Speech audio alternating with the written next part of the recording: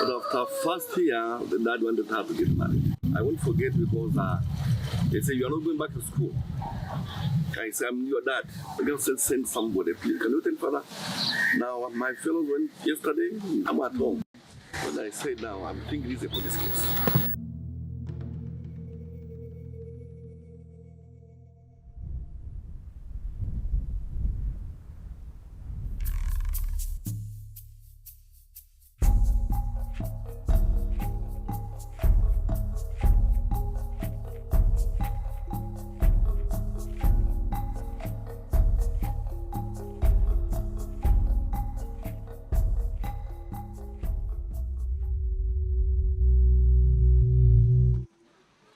Nafagia nyumbani, nitoe mbuzi nikawalishe, niende shambani, nikitoka huko napika, naenda kuchota maji.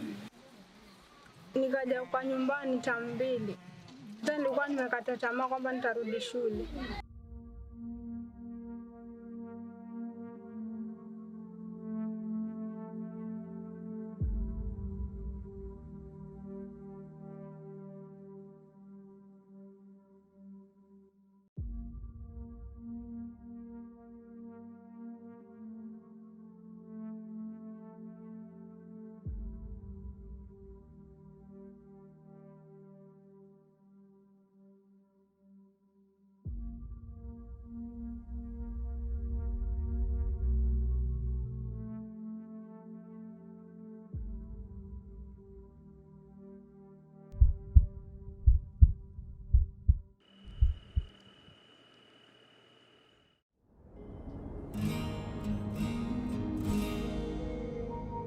When I first got to Kenya as a volunteer, was involved with a polytechnic, a youth polytechnic, where young people were getting vocational training.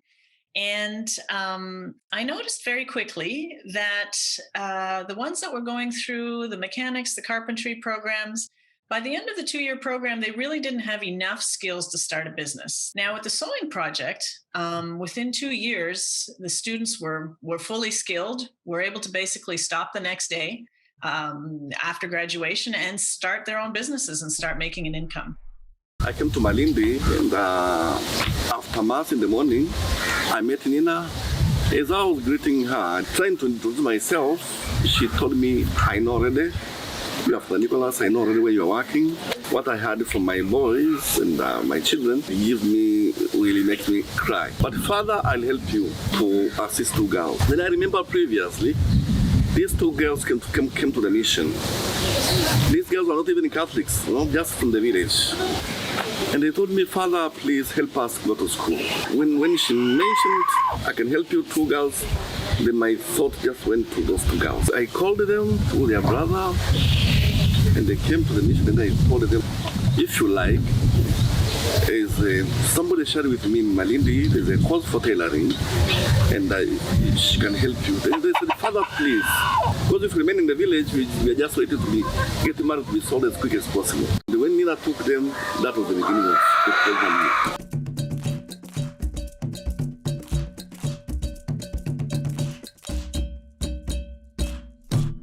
Giving them those sewing skills, first of all, it extends their education. It exposes them to other experiences, bringing on skills. And at the end of a sewing program, they have skills to make an income.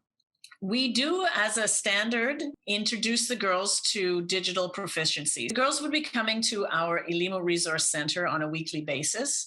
And there we give them business skills training and also computer training. So how to use the internet, how to research fashion ideas, what not to do on the internet, what information you don't want to put out there on the internet, how to use your Facebook page, your Instagram page, and even your WhatsApp to promote your business and to also keep your personal information safe. And when they go back to their rural villages now and start up their businesses, it completely changes their status. We often bring our girls in, our graduates, to come and do mentorship for the students that are continuing. And they come and they talk about their life experiences, and you can see the confidence that they have gained. Many of those girls are now running their own workshops. Some are training other girls. They've become teachers. Most of them have been able to purchase and set up their own traditional rural homes. That's a mud walled house with tin sheets as the roof, but that's what a house is. Many of them have been able to start owning livestock, and some of them have even become landowners.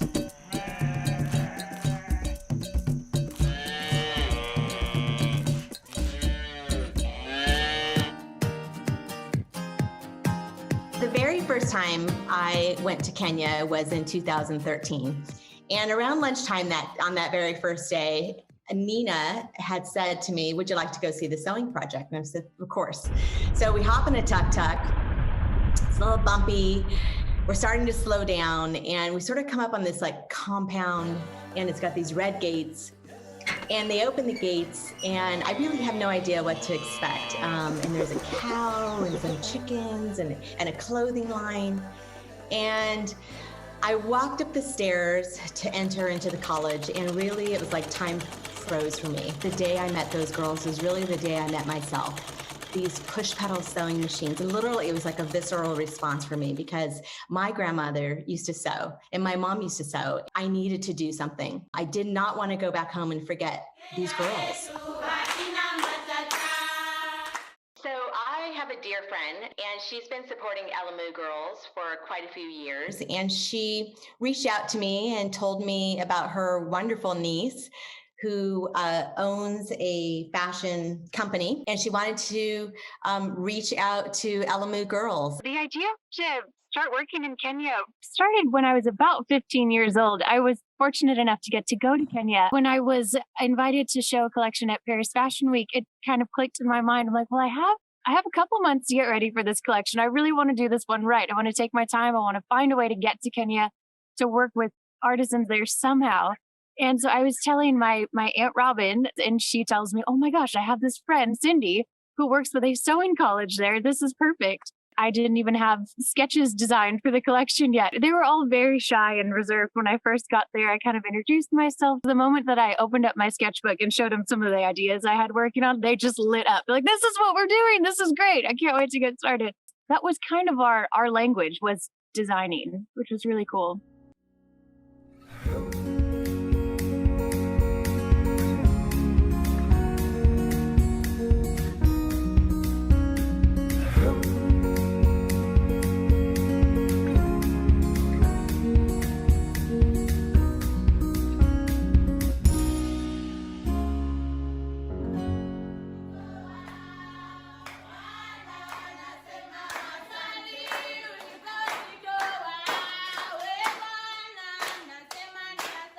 This was such a new experience in that it wasn't just me. It was my designs, but it wasn't actually my work. It was these girls who had put in all the work. It was much more meaningful to me to be able to show kind of a community effort, not just my own work, but something that we all created together. That was the thing that really brought home to me the reality of how connected we could be.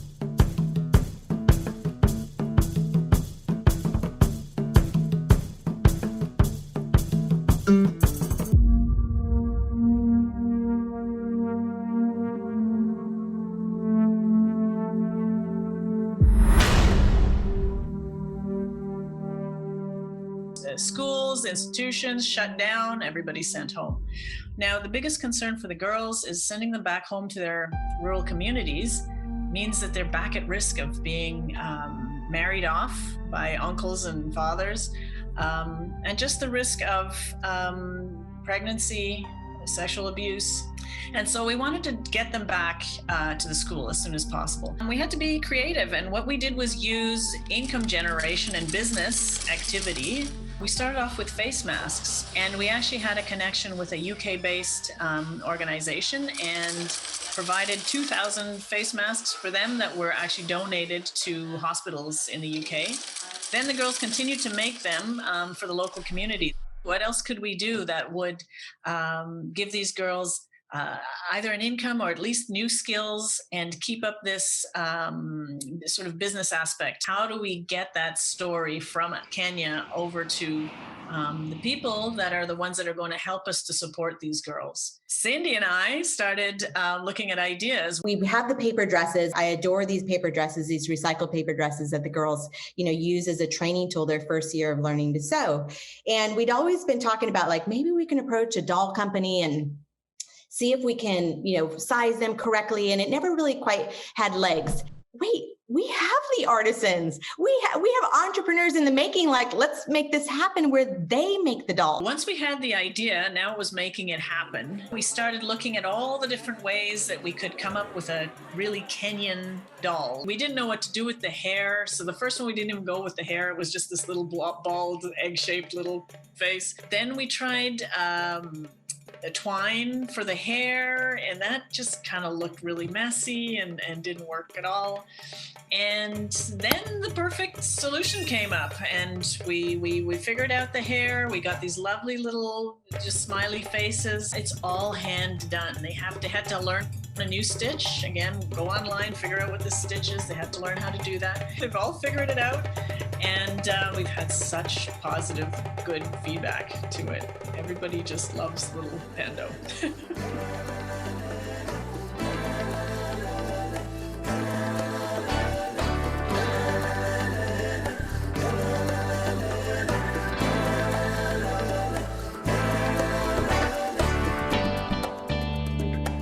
I love making dolls. I love making dolls. I love making dolls. I love making dolls. I love making dolls. They could be Nancy and Priska and Carol, and we can put them in the hands of girls around the world and share this story. I never thought I would be in the position to miniaturize some of my designs. Seeing the final product in a miniaturized form and being sold to girls all over the world, it was really incredible. Sasa ulivyoambia utatengeneza design kama hii, nini ilikuja kwa mawazo yako? Nilifurahia lakini nilikuwa na uoga. Ulikuwa hujui vile itakavyokuwa? Nilikuwa siamini kwamba itakuwa hivyo. Alafu kuna vile ambavyo amesema kuwa kuna yule mwenye mlitengeza wa kwanza. Alikuwa vibaya wa kwanza.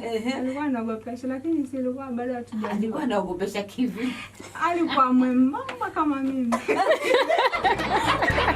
That is a really, really wonderful thing to see. And it's how something simple like ragdolls suddenly takes on such a bigger meaning. And for her to just kind of get back up and working on that doll, challenges that were ahead of her, and how resilient she was in that process in and of itself is such a beautiful piece. No single one is exactly the same as the other, but we got there. We threw a party after this was all done, and the girls did a song, which is a very common Kenyan thing. When you're celebrating and giving thanks, there's usually going to be singing and dancing involved. Priska, Nancy, and Carol, they each have such a strong presence about them. Priska was definitely, she's intensely creative. I love where her mind goes. Carol is just not to be messed with. The girl is going places. She's got her mind made up. She knows what she's doing and no one's getting in her way. And Nancy she's another one that has a really incredible work ethic and is always trying to keep learning and keep bettering herself. No matter how many hours we had been sewing that day, she's still going. I think the three of them it was an easy choice, choosing them to kind of represent the amazing girls that we have going to this college and what they can accomplish in school and out of school. Some of our girls have been able to keep their families, keep food on the table when there are droughts in their community. They have been paying school fees for their smaller siblings. You can be miles away and you can still have an impact on the life of a girl in rural Kenya. We've had boys buying the dolls, or at least moms buying for their boys. We have adults that have bought the dolls, and again, because they are engaged with the story. I really believe in the power of one. and taking action. So there's many ways that you can take action. Buy a Pendo doll, get on our website, elimu.ca. You can gift it to a child that you know, or you can welcome it into your own home. Or just simply make a donation and contribute towards the Elimu Sewing Project to help us keep all of this going and have more and more and more girls becoming entrepreneurs in Kenya. Pendo is just this little golden nugget of change